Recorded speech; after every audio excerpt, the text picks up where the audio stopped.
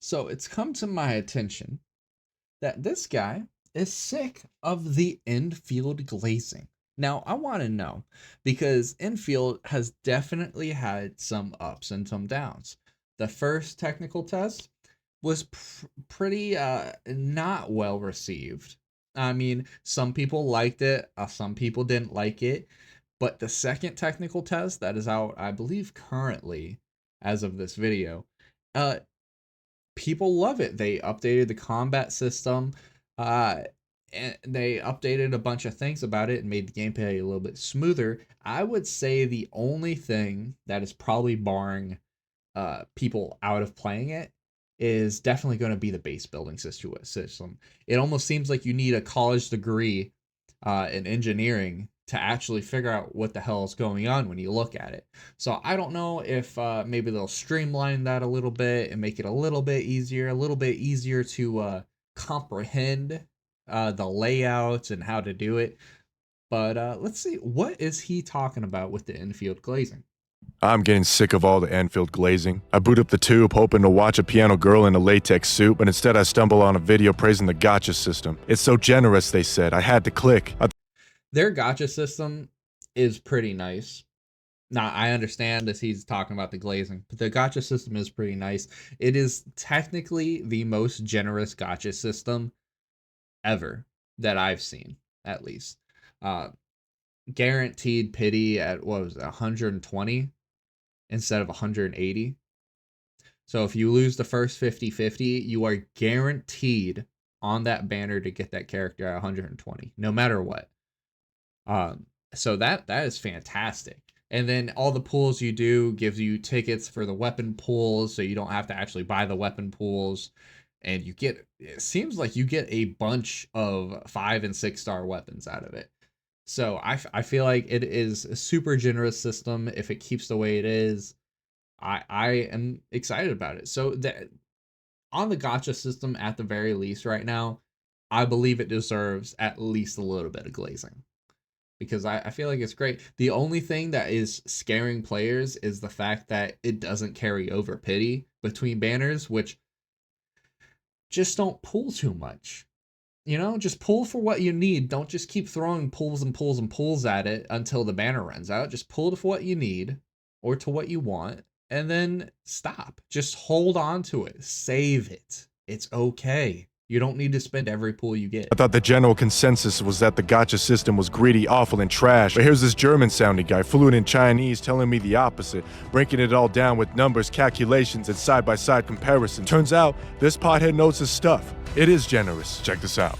No! I'm getting sick of thinking the base building and resource collecting would just be another chore in my pointless life, but they tell me about building your own ecosystem of fully autonomous facilities, turrets blasting enemies, zip lines that glide like you're in disability. I'm not just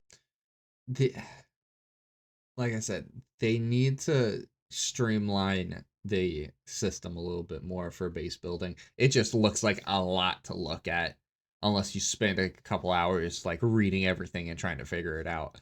Now, I haven't played the beta, so I don't know how intuitive it is, but it just seems like a lot just looking in, you know.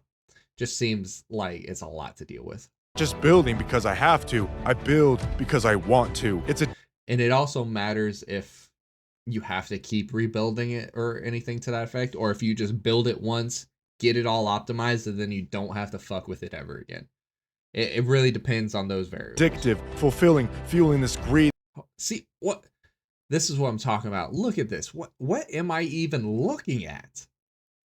This is just too much. It is just too much on your This screen. endless need to expand. No more grinding the same spot 1,000 times for mushrooms. Now you're cultivating them in your backyard or your mother. That's kind of dope, though. If you can optimize it and you don't have to actually go and farm for shit anymore, though, it might be worth it. But you still need to figure out a lot. But that is awesome if you could actually just, you don't have to actually farm the overworld ever again. You can just sit in your base and do what you need to do and only go out for like dailies and stuff. The fucking spaceship. It frees you to do what you want while the menial work gets done in the growth room. I'm getting sick That's of all great. the glaze over how smooth and masterful the character models and animations are. You can see their personality just by a simple menu selection, a reflection of the devs' deep connection, affection, and probably And their person, the when you click on the character and it shows their different personalities, different animations, I feel like more games need to do that, because as of now, you just kind of you see a character and they just kind of stand there, just idle animate. They might as well just be like T-posing, just like. But this game, it shows personality, it shows fluidity, it shows that they pay attention to character models. It An shows a lot. erection. The Chens, the Pawns, the Borlicas, the Surters, the Enmans, they're the backbone of the game. They breathe life into the story, interact with you. You belong in this story, and you're living it with them. They need these guys to live so that we the players, can live too. I'm getting sick of all the glaze claiming the character designs are amazing. That releasing Surtur so early on was a genius move. That the amount of thigh shots Chen gets People are just down bad for pixels like no other. and every cutscene is wild, that the way light bounces off abs off these two has players beguiled, or when you can't help but stare at Surtur's cleavage while leveling her skills, or even the brilliant display. Now, when it comes to the positioning that they have the characters in, they do it so deliberately. Like with the Yvonne, they do it so deliberately. It is crazy. Whoever is making these poses, they know what they're doing, and the players are going to eat it. Or even the brilliant display of bare backs for a number of ladies, including the intentionally boring one, all crafted for the greater good. We need to stop having intentionally boring characters. It does not make the game any better.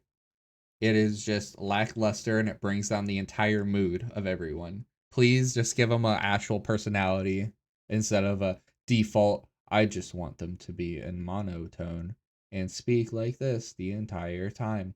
It is not fun. It is not happy. It does not bring anything to the game. Please give her a personality. Designed to spark your neurons, just as they should. I'm getting sick of all the glaze saying that the combat is more than everything you've experienced, that the first impression of it being dull and shallow is an allusion to the beautiful execution of combos and team synergy. Having all 4 party members moving around like a raid in Unity, final attacks that trigger skills into full combos that lead into other chains is nothing short of exhilarating.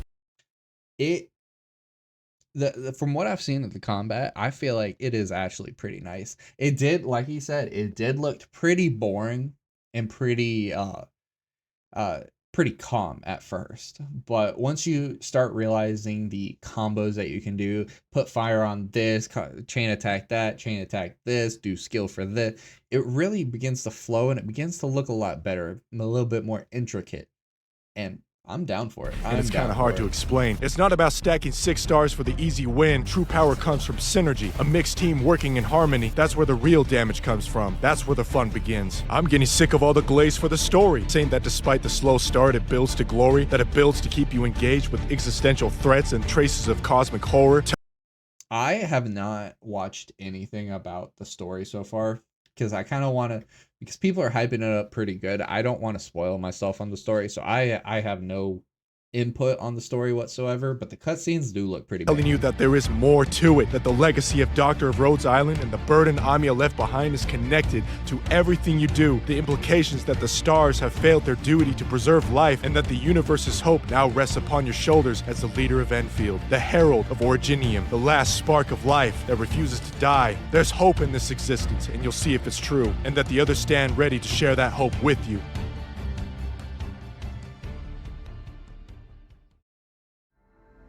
I'm getting sick of sitting on this ship floating in a lonely universe. Below me, a ravaged planet beams with life. As the anthem of hope echoes in my ears, I turn to see the operator.